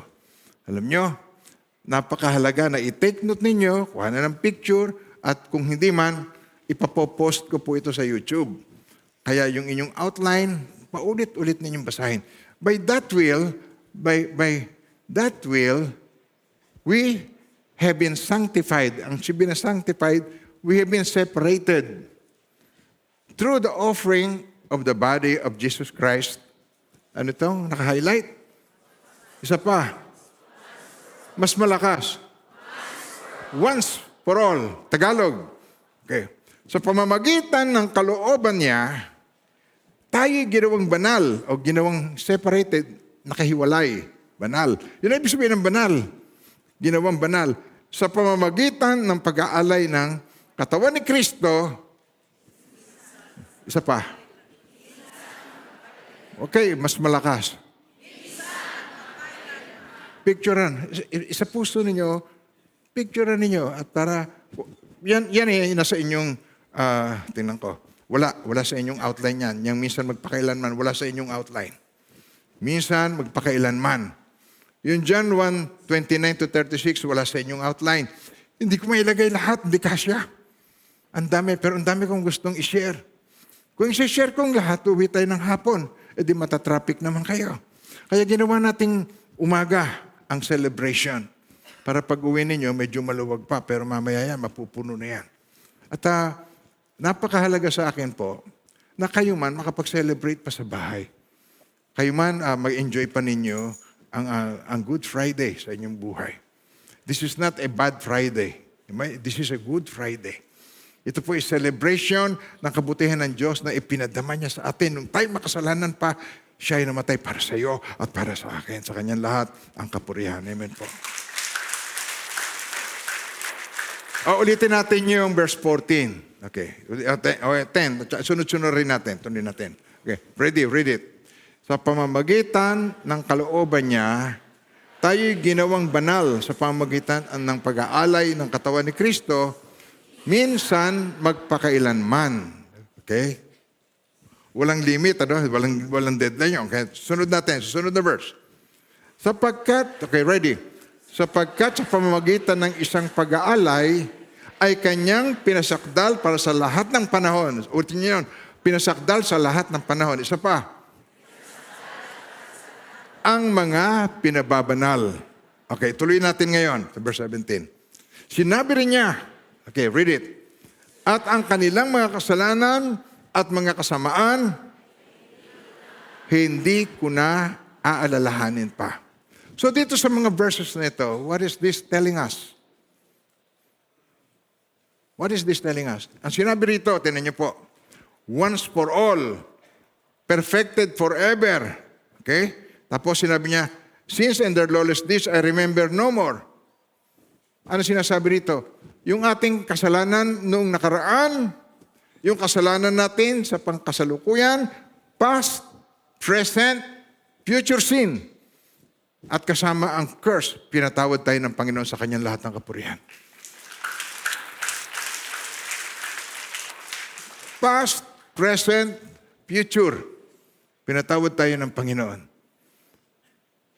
Ang ibig mo sabihin, Pastor, hindi pa ako nagkakasala? Pinatawad na ako ng Panginoon? Parang mahirap yata ang paniwalaan niyo, Pastor. Basahin ninyo itong Luke 22, verse 31-34. This was Peter. Si Peter, ang pinaka-agresibo sa kanila, impulsive. Tapos, si Peter, gusto niyang sabihin na, hindi ako, lahat sila tatakbo, pero ako hindi kita iiwan. Mananatili akong kasama kita. Tinan niyo. Sabi ni Jesus, Simon, Simon, narito, hiningi ni Satanas na ligligin kayo gaya ng trigo. Ligligin, i-shift. Yung parang bistay, binibistay, i-shift. Hiningi ni Satanas na ligligin kayo gaya ng trigo. Subalit ako ay nanalangin para sa iyo. Upang ang iyong pananampalataya ay huwag mawala. Sabihin niyo yon. Okay, mas malakas pa doon. Ang kinin nyo ngayon to, upang ang aking pananampalataya huwag mawala. At sabi niya, at kung makabalik ka ng muli, ay palakasin mo ang iyong mga kapatid. Paano palalakasin? Ipakita mo sa kanila ng mga kasalanan, nakaraan, past, present, future sin is forgiven by God in our lives. Wala na pinawalang bisa, kasama ng mga pananagutan, wala na inalis na ng Diyos ang lahat ng iyon. Amen po. Yan, na hindi mo paniwalaan, ngunit si Peter, hindi pa nagkakasala. Ditong time na ito, hindi pa nagkakasala, pero siya ipinanalangin na ng Panginoon. Hindi ka pa nagkakasala, alam na ng Diyos na ikaw magkakasala. At ikaw, ipinanalangin niya na ang huwag mawala sa iyo ay hindi ang kasalanan. Ang huwag mawala sa iyo ay ang iyong pananampalataya kay Jesus na kordero ng Diyos na nag-aalis ng kasalanan ng sanlibutan. It got to be God's way. It cannot be man's way. It got to be God's way. Amen po. He is the Lamb of God who takes away the sin of the world. Kaya siya ang kordero ng Diyos na nag-aalis. Kung tinanggap natin yung ino-offer ng God sa atin at tayo nag-humble down, that's all it takes. Blessed are the poor in the spirit, for theirs is the kingdom of heaven. Mapalad ang mga aba na walang inaasang kundi ang Diyos, mapapabilang sila sa kanyang kaharian. Tanggap niyo ba na ang Diyos ay ganun kabuti? Huwag mo i-compare ang God sa iyo. Huwag mo i-compare ang God sa tao. Hindi siya tao lamang. Siya ay nagkatawang tao, but siya ay God. At yun ay ginawa niya upang siya ang maging sacrifice para sa iyo at para sa akin. It got to be God's way. As sabi ni Jesus, I am the way, the truth, and the life. No one comes to the Father except through me. Sabi mo sa katayo mo, gets mo? O sa kabila naman, sabi mo, ichende? It got to be God's way. It cannot be man's way. It got to be God's way. At ang God, nagkatawang tao at inalay niya ang kanyang sarili para sa atin. All it takes is for us to believe. Trust in the Lord with all your heart and lean not on your own understanding. In all your ways, acknowledge Him, and He shall direct your path. Kaya hindi mo sasabihin, Lord, hindi ko alam kung saan ako tutungo, hindi ko alam ang direction ng buhay ko. Ako yun, wala akong direction nun. Salamat sa Panginoon. Nung tinanggap ko siya bilang Panginoon at tagapagligtas, mayroon akong direction at kasama kayo sa direction na yon. Kaya tayo nararito at magkakasama. Amen po. Anong pinatawad niya sa atin? Past, present, future. Kaya ayaw niyang ikaw ay hindi marunong mag-forgive. Kaya pagka ikaw ay magpo-forgive, yun, nakaraan na. Why? Wala namang forgiveness na bago pa mangyari. Ito ang ginawa ng Diyos, iniready na niya. Pero hindi mo sabihin, pagka sinabi mong mag-forgive ka, I cannot forgive, may nagkasala sa iyo. Nakaraan na yun. Gets niyo ako? At maraming mga tao ay nabubuhay sa kanyang nakaraan. Hindi niya makalimutan yung mga pangyayari sa kanyang buhay. But, ang nais ng Diyos tayo ay ma-release. At tayo ay maka-forgive.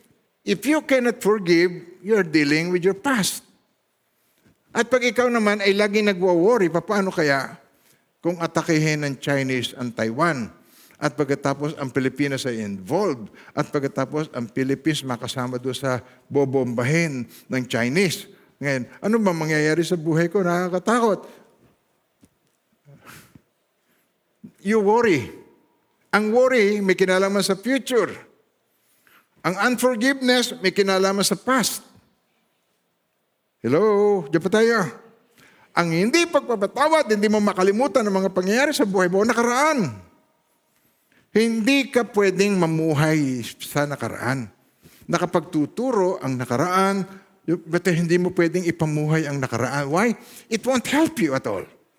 Walang tulong na magagawa sa iyo ang iyong nakaraan. Sabi mo sa katabi mo, wala. Okay. Huwag mo naman kukurutin, pero talagang wala. Wala. Wala may tutulong sa iyo ang nakaraan. Ayun. Magkaka-ulcer ka lang, ma-high blood ka lang, magkakasakit ka lang, saka, can you change the past? It is past. It is gone. Nakaraan mo na yon. Nag-guess niyo po ako doon. At ang future, you don't worry about the future. Sino may hawak ng future? Only God. Sabi niya, I am the God who declares the end from the beginning. Ako ang Diyos na naghahayag ng katapusan sa simula pa lamang. Ikaw naman, worry ka ng worry. Paano yan? Pagka nakagera, paano pag binomba tayo, paano ito, magkakaroon ng depression. Magkakaroon ng problema sa ekonomiya. Magkakaroon. Bakit ganon? Si Trump nasisiraan ng bait sa tariff law. So ngayon, magmamahal. Magkakaroon ng scarcity. Mawawala ng value ang dollar. Kung ikaw may dollar, pagpapalitan mo na kaya. Bilhin mo na lang ng mga bagay na mapapakinabangan mo dahil maaari mawala ng value. Nasusundan niyo ba ako? Nagbabasa ba kayo ng dyaryo? Nakikita niyo ba kung ano nangyayari sa mundo? It's going to be difficult. Kung meron tayong kailangan ma-level up sa buhay natin, it got to be our faith. Kasi kung wala kang faith, you have nothing to hold on. Wala kang mapanghahawakan. Hindi ka mananangan sa kahit na ano. Pag nanangan ka sa sarili mo, lalo kang mahirapan. Lalo kang hindi makatulog. Ano naman ba ay bag sa mukha mo? Napakarami mong alalahanin, hindi ka makatulog. Hindi makakain. Parang ice cream na bilad. Kaya, kailangan natin matuto kay Lord po. Kailangan natin ang wisdom of God. Ito po, yung para sa mga Jews, stumbling block sa Greek, foolishness. But for the saved, para sa mga tinawag, called, alam niyo yung called yan ng church. Ecclesia. Ekkaleo. From nowhere was called. Ekkaleo. Called. Kaya yan, mga tinawag, ang church people. But to those who are called, both Jews and Greeks, Christ, the power of God, the wisdom of God, to God be the glory. Amen po.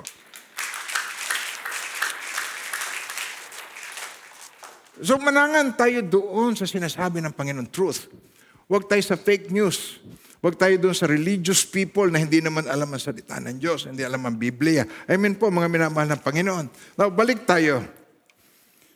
Bakit sa cross? Yan naman. Bakit kailangan mamatay ang Misaya? Nasagot na. Ngayon, isa pang sasagutin natin, bakit sa cross pa?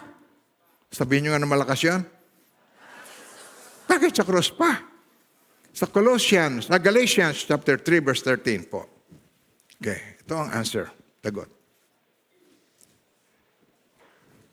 Bakit sa cross? Yun ang paraan ng Diyos para tubusin tayo. To redeem us. Tinubos tayo ni Kristo sa sumpa ng kautusan nang siya'y magdusa na parang isang sinumpa sapagkat nasasaad sa kasulatan ayon sa Scripture, sinumpa ang bawat ibinitin sa punong kahoy. Kaya hindi siya pinugutan ng ulo, hindi siya binigte, hindi siya sinaksak, hindi siya gano'n ang ginawa. Ipinako siya sa cross, ibinitin sa punong kahoy. Sapagkat ang kaakibat noon ay curse. Kaya ang lahat ng curse ng buong mundo, lahat ng tao, inako ng Panginoong Kristo. Ganong kasakit para sa Kanya. Yung moment na yon, nating sineselebrate because that is the ultimate proof of God's love for you and for me. Ultimate proof. Sabi niyo word na yan, ultimate proof. Wala na ang iba pa. That is the ultimate proof. Wala nang pwede pang gawin ng Diyos. Ginawa na ng Diyos ang lahat-lahat para sa iyo at para sa akin. That is the ultimate proof. Amen po. Kaya cross. Sapagkat tinubos tayo ni Kristo, Christ has redeemed us from the curse of the law, having become a curse for us, for it is written, cursed is everyone who hangs on the tree. Sinumpa ang sinumang ibinitin sa punong kahoy. Kaya kung napanood ninyo yung Passion of the Christ, sino po nakapanood ng Passion of the Christ? Nakita niyo si Jesus gumagapang. Pagkatapos, ginano niya yung kamay niya. Tapos, yun na nakita natin kanina, yung kamay lang. Kasi mapuputol yung ating online. Naka-online tayo sa ating pong mga outreach. Nandyan yung ating taga-Binyan. God bless you po, kayong lahat dyan sa Binyan. Nandyan yung nasa Abra de Ilog. God bless you all. At yung sa Barahan. Bumabati ako sa inyo lahat dyan. Shout out pa man din, pati sa sa preaching. Ipinako siya, yung nakita natin kanina, ipinako yung ating mga kasalanan at mga sumpa, ipinakong kasama niya. Tayo ay malaya na sa pamamagitan ni Jesus. Sa ating pananalig sa Kanya. That's all it takes. Why? Because I cannot make it. Hindi ko kayang magawa. Ginawa ng Diyos ang hindi nagawa ng kautusan dahil sa aking likas na kahinaan. Sabay-sabay. Dahil sa aking likas na kahinaan. Ang kinin natin to, make it personal. Ginawa ng Diyos ang hindi nagawa ng kautusan dahil sa aking likas na kahinaan. Because of my sin nature. I cannot make it on my own. Ang ginawa niya, sinugo niya ang kanyang sariling anak sa anyo ng taong makasalanan upang maging handog para sa kasalanan, kordero ng Diyos. At sa anyong iyon, hinatulan niya ang kasalanan. Ano pang hahatulan sa akin kung hinatulan na yun sa kanya, sa kanyang lahat ng kapurihan? Amen? Walang ipagmamalaki. Walang church na magmamalaki. Walang mananampalataya na magmamalaki. Why? It's not about me. It is about Him who created me. Yan ay tungkol sa Kanya na lumikha sa akin. Yan ay tungkol sa Kanya na ginampanan niya ang hindi ko kayang magawa sa Kanyang lahat ng kapurihan. To God be the glory. Amen po. Dito tayo ngayon pupunta sa pangatlo. Itong gusto ng Panginoon na man-nail down sa ating mga puso. Ito ang mapako sa atin, ito manatili sa atin, upang tayo bigyan ng kapangyarihan na maging mananagumpay. Ito po, to empower our lives to become victors instead of victims. Sabihin mo sa katabi mo, I am a victor, not a victim. Yan. Kailangan makita natin yung katotohanan yan. Tingnan nyo, ang buhay natin ay influence. Natuto kong magsigarilyo, influence. Yung mga binata ay nagsisigarilyo. Nung maliit pa ako, pag itinapon nila yung upos, tatakbo ko doon, pupulutin ko, tapos tatakbo ko sa likod ng pinto, tapos hihititin ko yung, titikman ko kung ano lasa nung umuusok ang bibig. Kaya pag ako tinawag at nakita, ba't hindi ka makapagsalita? Saka lalabas ang usok sa bibig ko, at saka ako mapapagalitan ng gusto. Kinukuha mo yung upos, baka magkasakit ka, baka may TB yan nagtapon yan. Kaya alam nyo, gusto ko maging binata, kaya ginagaya ko kung paano yung mga binata. Ginagaya ko kung paano yung asta, ang bihis nila. Tayo ay bunga ng influence. Sa 1 John 5:19, ito ang mga impluensyang ayaw ng Panginoon na gayahin natin. Alam nating tayo ay sa Diyos. We know that we are of God. And the whole world is under the sway, influence, under the sway of the wicked one. We know, I know that I'm of God. And the whole world is under the sway of the wicked one. Alam nating tayo sa Diyos at ang buong sanlibutan nasa ilalim ng kapangyarihan o impluensya ng masama. Ayaw ng Diyos na tayo ma-impluensyahan. Dapat kung meron tayong pananaligan, iyon ay ang ating Panginoong Jesucristo. Sabi niya, binigyan ko kayo ng halimbawa upang ito ay inyong tularan. I have given you an example that you should do as I have done to you. Siya ang ating model. Kaya tigilan natin yung kagagaya sa mga mukhang Koreano, iba-ibang kulay ng buhok, mga kung ano-ano. Ba't ganyan ang ilong mo, parang si Pinocchio? Bakit? Mga kung ano-ano, ba't ganyan ang pilik mata mo, parang si Mickey Mouse? Ba't ganyan ang suot mo, parang kang si Winnie the Pooh, laging labasan tiyan? Huwag natin gayahin yung mga models. Kung merong model, ang model natin ay si Jesus Christ. Amen ba tayo doon? Well, this is how it looks like kung ikaw ay hindi believer. So Romans chapter 7, verse 15 to 25b. Sabi rito, tinan nyo ito. Nung hindi pa ako believer, ito ako eh. Ganito ako. Hindi ko maunawa ng aking sarili. Sapagkat hindi ko ginagawa ang ibig ko. Bagkus ang bagay na kinasusuklaman ko, ang siya kong ginagawa. Tinan niyo yun. Kayo naman ang bumasa. Okay, tinan niyo ito. Hindi ko maunawa ng aking sarili. Ang mga gusto kong gawin, hindi ko magawa. Yung ayaw ko. What I hate sa English translation, I do not understand. Okay, tinan niyo po. Sabi niyo rito sa English translation. Okay, pumasok tayo rito. For what I'm doing, I do not understand. For what I will to do, that I do not practice. But what I hate, that I do. Sino yung taong mga ganito? Yun ang mga taong confused. When you don't have, if you do not have the Spirit of God, there's confusion inside you. There's confusion in my life. Confused ako. Hindi ko alam kung sino gagayahin ko. Hindi ko malaman kung paano ang direksyon ng buhay ko. Wala akong direksyon. Di ba? Di ba si pastor lang yun? Kayo naman hindi. May direksyon kayo, di ba? Hindi ko maintindihan ng aking sarili. Sabi rito, Hindi ko maunawaan. Hindi ko ginagawa ang ibig ko, bagkus ang bagay na kinasusuklaman ko, ang siya ko ang ginagawa. Ngayon, kung ginagawa ko, hindi ko ibig sinasangayunan ko na mabuti ang kautusan. Ay, ang problem, kaya hindi na ako may kagagawa na yun, kundi ang kasalanang nananahan sa akin. Meron akong kasalanan na nananahan sa aking kalooban. Ipinanganak akong makasalanan. Hindi dahil sa, kaya ako makasalanan, hindi dahil sa nagkasala ako ngayon. Hindi. Ipinanganak akong ganon. I was born a sinner. By default, ako'y sinner. Susundan niyo pa ba ako doon? Meron tayong salin lahi. Tapos yun ay influence na sa atin at we were born sinners. We need salvation. We need Jesus Christ. Kailangan natin ng Spirit of God to cleanse us, i-purify us, para i-lead niya tayo sa kanyang kalooban sa ating buhay. We are doing whatever, kung gusto natin gawin, yun ang ginagawa natin.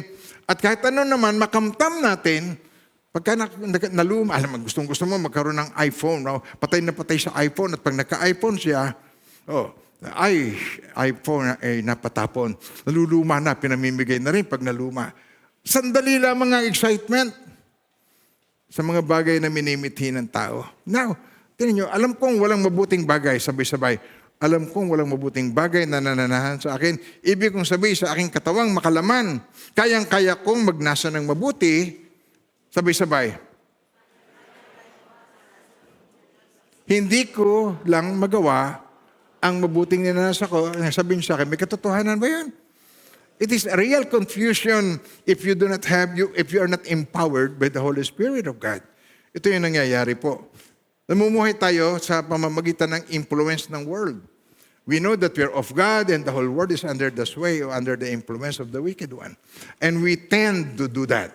Tayo ay patungo doon sa nangyayari yun. Kaya ang buhay ko noon nagkagulo-gulo. Dahil ganon. Kung ano ang ginagawa ng iba, yun din ang ginagawa ko sa aking sarili. Now, ang truth ay ito. Tignan niyo po. Tayo, ang nangyayari sa atin, we are controlled by things in our lives. Controlled by things, controlled by people. Yan ang ating buhay. Meron tao na kumukontrol sa atin.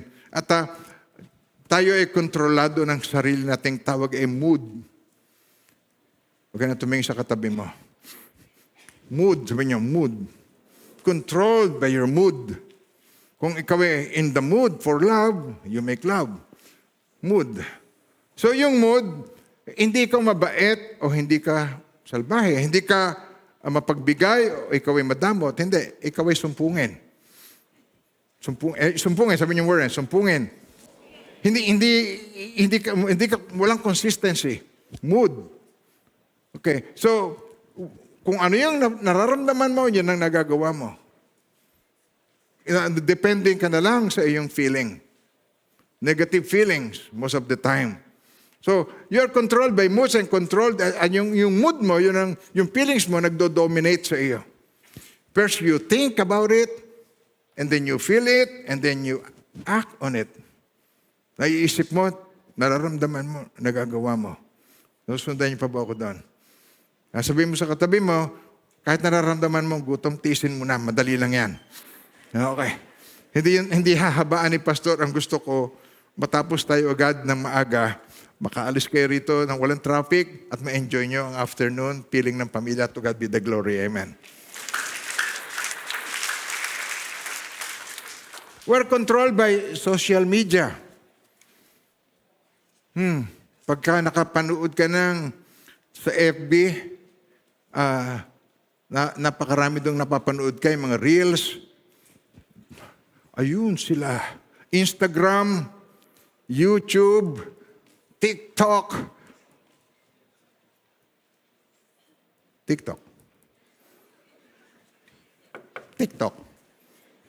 Amen ba tayo doon?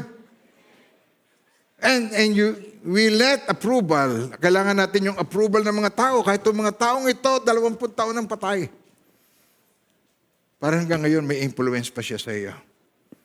The way you walk, the way you talk, the way you act, influence ng ibang tao. Teka. Ako ba nakikipag-usap sa tao rin katulad ko? Ganun ba rin ang nararamdaman niyo? Yes? Palakasin niyo ang loob ko. Yes ba? Totoo ba yun? Amen po. What you say, what you smell, alam nyo na.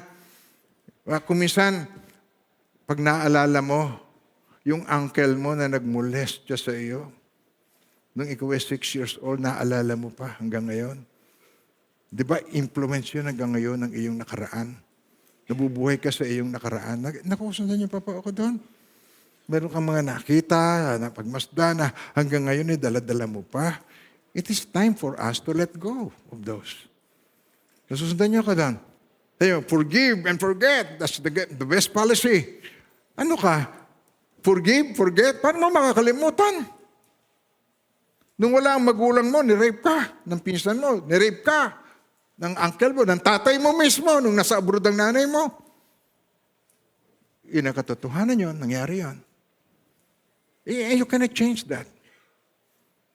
At yun, mabibigat na karanasan na hanggang ngayon dala-dala mo. Kaya ikaw ay kung magsalita, bitter people speaks bitter word. Kung ikaw ay mayroong bitterness, you speak bitter words. Kaya mga mapapait ang mga sinasabi. Nasusundan niyo pa ba ako doon? Pero ang pinalaya ng anak ay tunay na malaya na nga. Your past is still controlling you. Kontrolado ka pa rin ng iyong nakaraan. Kontrolado ka pa rin ng iyong mga takot. Takot. May takot. May kinalaman sa future. May kinalaman sa iyong idinidesisyon ngayon. Ano kaya ang mangyari? Okay. Nakikita niyo ba sinasabi ko? When I grow up and fell in love, I asked my mother, what will I be? Will I be pretty? Will I be rich? Kesera-sera. Hindi niya alam kung ano talaga. Why? We try to control. Alam niyo yon? Namana natin yan sa Diablo. Ang Diablo ay controlling. When you try to control the West Philippine Sea, sino kumokontrol doon? Sino nasa likod ng controlling spirit na yun? Po.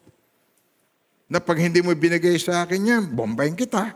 Wasakin kita. The thief, ang magnanakaw, the thief does not come except to steal, to kill, and to destroy. Siya ay destroyer.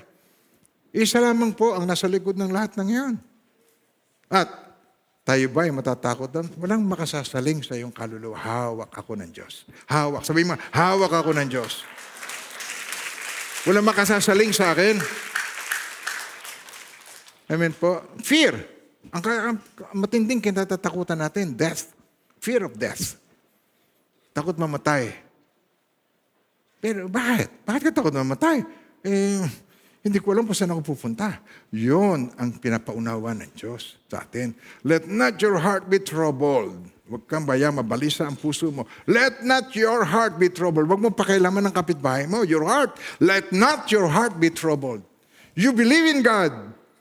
Believe also in me. In my Father's house are many mansions. If it were not so, I would have told you. Kung hindi totoo yun, hindi ko sinabi sa inyo. I will go and prepare a place. Pupunta ako doon, ipiprepare ko ang lugar para sa iyo. At pag na-prepare ko na, I will come again. Babalik ako at kung saan ako nandoon, dadalhin ko kayo. Sinong gustong sumama kay Lord? Taas ang kamay. Pakitaas ang kamay. Yan ang gusto niyang gawin natin. Yan ang gusto niyang manalig tayo. Gusto niyang malaman mo na siya ay may pakialaman sa buhay mo. Ikaw ay mahalaga sa Diyos. Ikaw ay valuable sa God. Alam mo bakit valuable? Binili ka niya, buhay niya ang pinambayad. Buhay niya. The most expensive na pag-ibig ang ating ma-experience kay Lord. Amen po. Ikaw ay controlled ng iyong memories, bad memories. Galit na galit ka pa, kaya ako nawala ng trabaho Gawa nitong mga Grego sa barko o gawa nitong mga ganitong masasama ugali. Napaaway tuloy ako, nawalan tuloy ako ng trabaho. Natatandaan niyo yung mga ganong story? Kaya lagi kang may galit sa puso mo. Pagka yung na-rub in sa iyo yung mga pangyayari, nasiklab ang galit mo. Bakit sumisiklab ang galit mo? Kasi hindi ka pa nakakawala sa nakaraan. Hindi ka pa nakakapag-release. Hindi ka pa nakakapagpatawad. Controlled ng culture.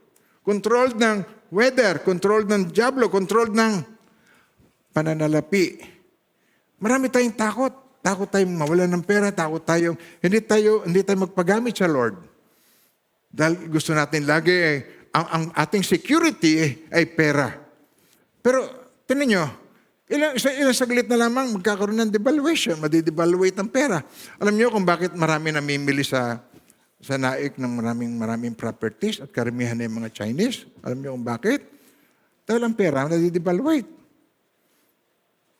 Nadidevaluate. Kung ikaw ay meron trillion at magkaroon ng devaluation, ang laki ng mawawala sa iyo monthly. Kailangan ibili mo ito ng isang stable investment. It got to be land, it got to be gold, it got to be diamond. Pero ang pinakamadali, lupa. Kaya lupain ng naik pinagbibili ngayon. Kahit saan, naging pabahay na nga. At yung iba sa inyo na nasa pabahay, I'm not against you. Salamat sa Diyos. Kayo kapitbahay namin. Welcome kayo sa naik. At nawa ay pagpalain tayong lahat pare-pareho ng Panginoon. Tayong lahat ay mahal ng Diyos. Meron tayong sundo ministry sa mga pabahay. Amen po. So, control ka ng mga material things. Control ng sex. If your sexual desire is controlling you, pag nagkaroon ka ng opportunity, look what happened. At pagkatapos, pag na-expose yan, magkakahiwalay kayo ng pamilya, mawawasak ang buhay. And it happened to me. Nawasak ang aking buhay, nawasak ang puso, nawalan ako ng direction. Because of uncontrolled emotion. Amen ba tayo doon? Ang minamahal ng Panginoon? Well, hindi perfect itong nagsasalita sa inyo. I am not a perfect pastor. If you're looking for perfect pastor, wala rito sa HTBC yun. Bawal dito ang perfect. Ang perfect pinalalabas dito. Imperfect people only allowed in this church. Purihin ang Panginoon. Amen po? At hinahanap ng Panginoon yung mga may mababang loob na inaamin, Lord, I cannot make it without you. Kaya huwag kang magpaalipin doon sa mga taong nakasakit sa iyo. It's over. Let it go. At manangan tayo ay sa Panginoon. Tandaan natin, tayo namumuhay sa dalawang realm. Yung ating old self, yung human nature natin, yung old human nature. Ito yung self-centered na buhay. Lagi ka na lamang iniisip mo, makasarili mo. Makasarili. Mamaya po, pag uwian, ipakilala ninyo na hindi kayo self-centered, yung nakikipag-git-gita, nagmamadali, bobosinahin mo yung magkakaroon ng road rage dito sa loob ng church. Hindi, biro lang yan. Pero alam ko hindi naman kayo ganun. Hindi kayo magmamadali. Sige po, kayo po mauna. God bless you po. At see you next Sunday. Sa Sunday, magkita tayo. Amen pa tayo doon? Huwag tayong parang nanood ng sine. Na paglabasan na git-gita na. Na pakita natin ng respect sa isa't isa. Because love is respect. Amen po? Amen. Tama. Your old nature, self-centered.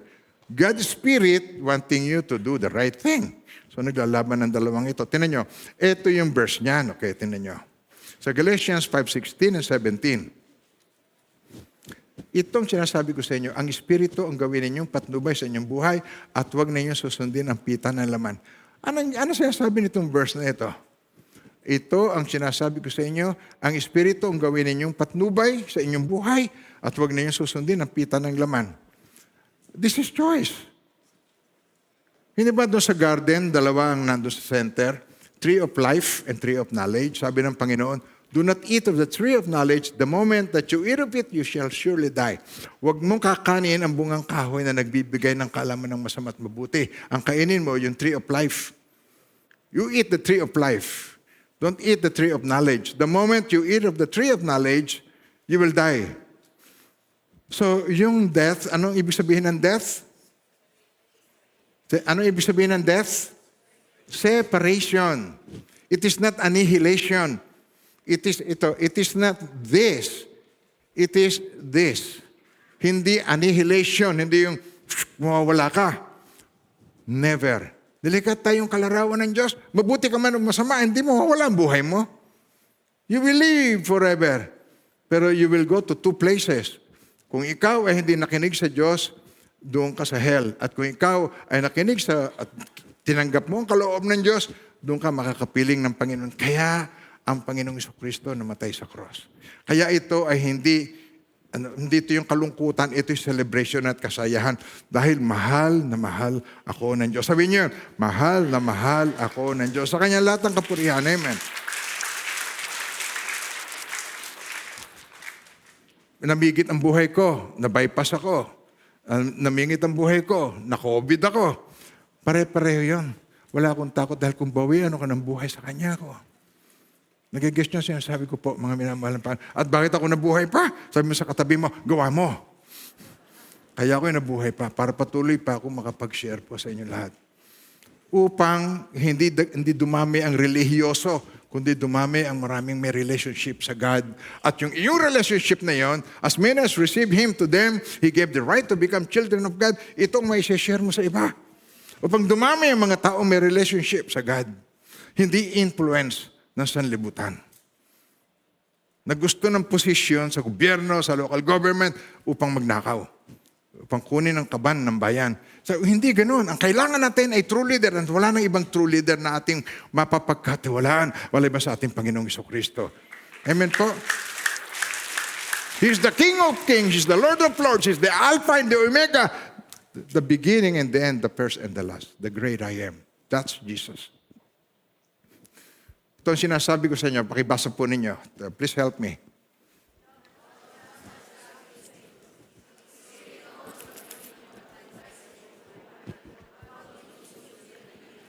Huwag ninyo susundin ang pita ng laman. It is a choice. Ngayon, sapagkat ang mga pita ng laman ay laban sa ninanasa ng Espiritu, there's a tug of war in our hearts. You want to do good, and then your flesh want to do something that is not good, that is not beneficial.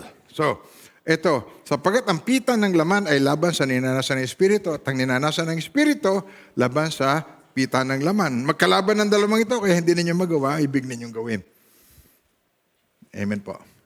Kaya kailangan tayo ay may empower. Dahil we are powerless. Nandun tayo sa Romans 7 verse 15. Hindi ko maintindihan ang sarili ko. Ang gusto kong gawin, hindi ko magawa. Ang ayaw ko, yun ang nagagawa ko. I'm so confused. Meron confusion. Kaya kung ikaw ay confused, it will end today. Matatapos na ang iyong confusion ngayon. Hindi ka na mako-confuse kung ano yung direction ng God sa iyo. Why? Because you will receive the Spirit of God today in your life. Amen po. Sabi rito, tinan nyo, ngunit ang pinapatnubayan dito sa John 14:26. Kaya sabi rito, ang Espiritu ang gawin ninyong patnubay, huwag ninyong susundin ang pita ng laman. Alam natin yan, pero hindi naman natin magawa, right? Sino sasabing kaisa ko na hindi naman niya magawa? Pakitaas ang kamay. Pakitaas ang kamay. Huwag kayo mahiya, sige na po. Pag hindi, hahabaan ko pa. Ito, tinan ninyo. Ngunit ang patnubay, ang banal na Espiritu, ang Holy Spirit na susuguin ng Ama sa pangalan ko. Ngunit ito ang purpose kaya siya namatay sa cross. Ginawa ng Diyos ang hindi nagawa ng kautusan dahil sa ating likas na kahinaan. Ano ibig sabihin nun?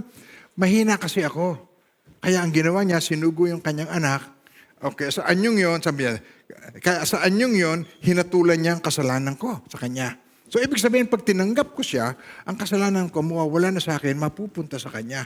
Natatandaan niyo yung ipinag-pray yung kordero, tapos yung sin, napunta doon. So, yun ay symbolic ng Panginoong Jesucristo. But ngayon, ginawa ng Diyos ng lunas. Ang ating mga kasalanan, hindi na niya naaalala pa, napakabuti ng Lord. Amen po. Your sins and your lawless deeds, I remember no more. Ang pagtanggap natin sa Kanya, sa Panginoong Jesucristo, ay para tayo ma-perfect niya forever. Nasusundan niyo pa po ako, mga minamahal ng Panginoon? So, ito ang ating benefit. Sabi rito, ngunit ang patnubay, ang Espiritu Santo na susuguin ng Ama sa pangalan ko, siya magtuturo sa inyo ng lahat ng bagay at siya magpapaalala ng lahat ng sinabi ko sa inyo. Meron ba sa inyo na pag tinuruan, di na niya nalilimutan kahit kailan? No, hindi ba? Di ba? Nag-aral ka sa school, natutunan mo yung mga principles, kung ano man yung kurso mo. Pero kailangan babalik ka ulit dun sa reference. Yes, Kailangan natin ang church. Kailangan natin lagi tayong napapaalalahanan ng Panginoon. So mararanasan mo ang freedom kung ang Spirit of God ay gagawin mong patnubay, but it is not instant. Sanay na sanay tayo sa mga instant, but it's not instant. Ang church ang tutulong sa atin. Meron tayong growth process kung saan tayo mag-grow, kung saan magiging appetizing ang magbasa ng Bible, kung saan it is joyful to pray. Amen po. Kaya katulad bukas, may intercession na naman po ng 5 a.m. Kaya sabi rito sa John 15 verse 5, ako ang puno ng ubas, kayo ang mga sanga, ang nananatili sa akin at ako sa kanya, ang siyang namumunga ng masagana, sapagkat wala kayong magagawa kung kayo'y, yes. Alam niyo kasi, ang tunay na branch cannot separate from the tree. Pero ang kaibahan natin, sabi niya, ako ang puno ng ubas, sabi niya, kayo ang mga sanga, ako ang vine, I am the vine, you are the branches. Sabi niya rito, ang nananatili sa akin at ako sa kanya, siya ang namumunga ng masagana. Sino ang namumunga ng masagana? Yung nananatili. Kaya sabi niya rito, ang gusto niya, sapagkat wala kayong magagawa kung kayo hiwalay sa akin. Siya hindi humihiwalay sa atin, pero tayo ang humihiwalay sa atin when we ignore Him. Kaya sabi sa John 14, sabi niya rito, John 14:15, if you love me, keep my commandments. Ano yung commandments na yun? Wala siyang commandment, kundi love. If you love me, keep my commandments. If you do not love me, then you do not keep my commandment. Kaya ang ibig sabihin ng patuloy na ini-ignore mo siya is you do not love Him. And yun lang naman ang hinahanap niya sa atin, na ibigin natin siya, keep my commandments. Amen po. At ang gusto niya ay ma-enjoy natin yung benefit. Ito po yun. Hindi lamang forgiveness of sin. Ang gusto niya tayo ay maging overcomer. Please read it. Not just to forgive sin, but to overcome its powerful habits in your life. Mawawala sa iyo yung habit na yon sa iyong buhay. But it is not instant. We need to help one another and pray for one another po. Sabi rito sa Romans 6 verse 6 to 9. Ito, alam natin na ang dati nating pagkatao ay ipinakong kasama at kasama niya upang mamatay ang makasalanang katawan at nang hindi na tayo maalipin pa ng kasalanan. Okay, sabay-sabay po. Okay. Ang purpose niya, hindi lang to forgive us. Ang purpose niya is for us to be victorious. Okay. Okay. Read it please. Basahin ninyo. Ay ipinakong kasama niya. Yung luma nating self. Yung ako, yung lumang pagkatao ni Boying ay pinako. Okay. Alam natin na ang dati nating pagkatao ay pinakong kasama niya upang mamatay ang makasalanang katawan at nang hindi na tayo maalipin pa ng kasalanan. Pag namatay, ang magnanakaw hindi na makapagnanakaw. Amen pa tayo doon? Ang rapist hindi na makapang-rape pagka namatay. Kaya ayaw niyan tayo hindi literal na mamatay. Wala tayong pakinabang sa Diyos kung tayo literal na namatay, tapos na ang role natin sa lupa. So ang nais niya tayo ay mamatay sa lumang buhay. Mawala na tayo ng appetite sa mga kasalanan. Kaya sabi rito, pinakong kasama niya upang mamatay ang ating makasalanang katawan at nang hindi na tayo maalipin ng kasalanan sapagkat ang namatay na ay pinalaya mula sa kapangyarihan ng kasalanan. He whom the Son sets free is free indeed. Ano ibig sabihin ng free? Kaya free, ang sin natin napapunta na sa Kanya at ang Kanyang holiness napapunta na sa atin.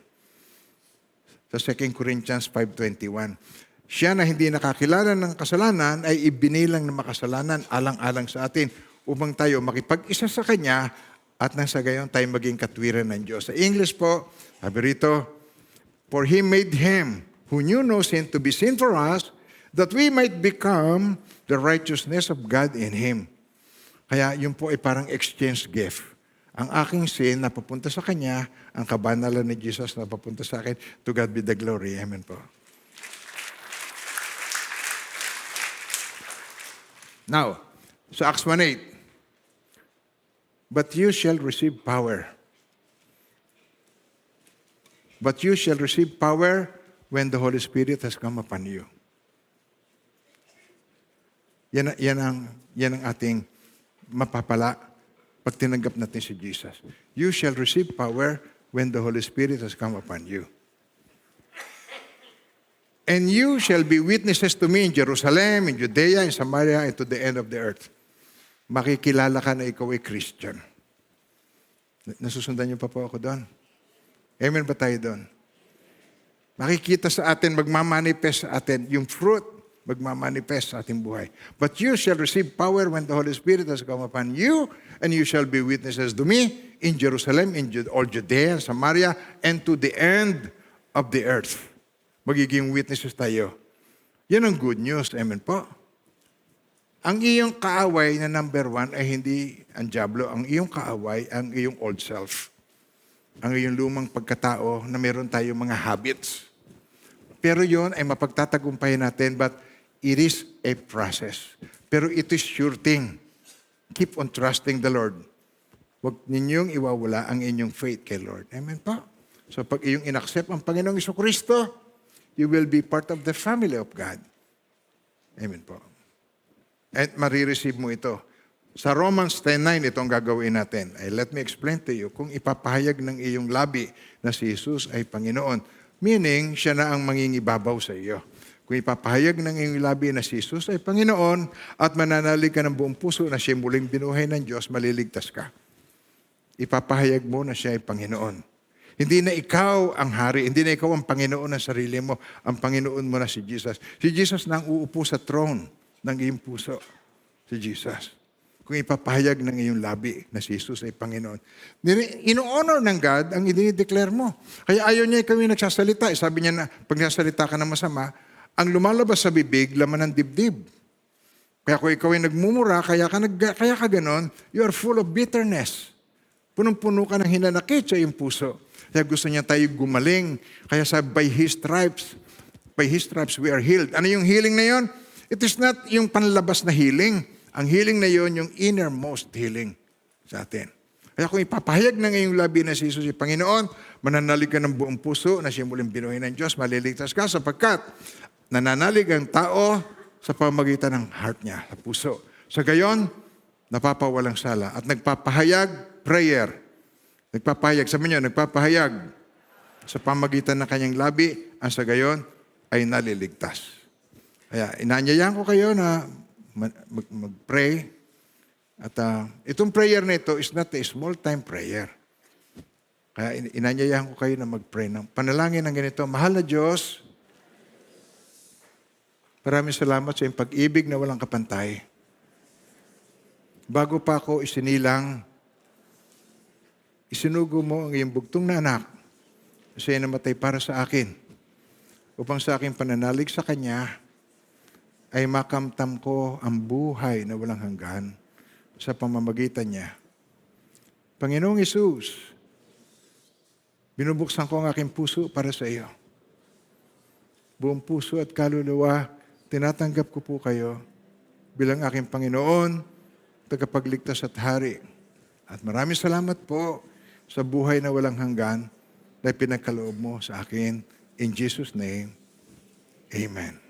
Amen.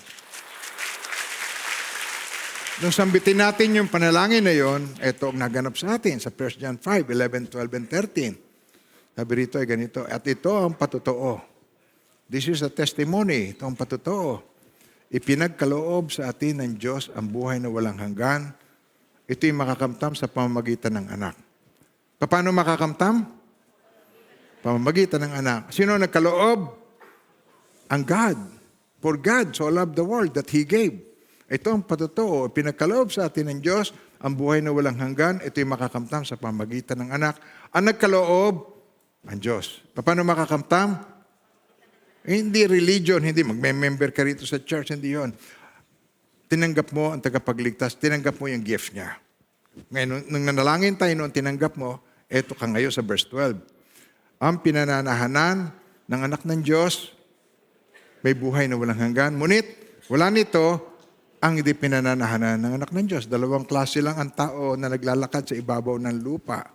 Ang isa, tinanggap niya si Jesus at nagpakumbaba. siyang may buhay na walang hanggan.